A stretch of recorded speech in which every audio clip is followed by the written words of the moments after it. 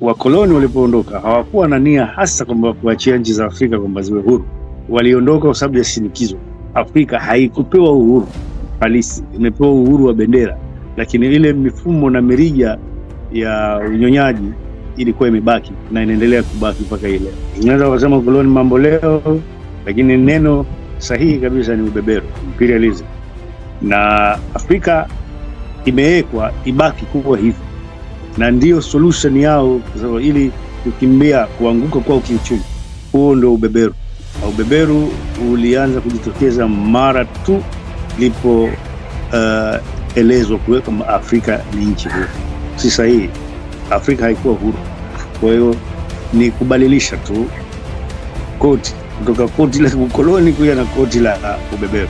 Wameondoa maskani yao hapa, lakini maskani yao yako huru. Kwa hiyo ina maana tunaendelea katika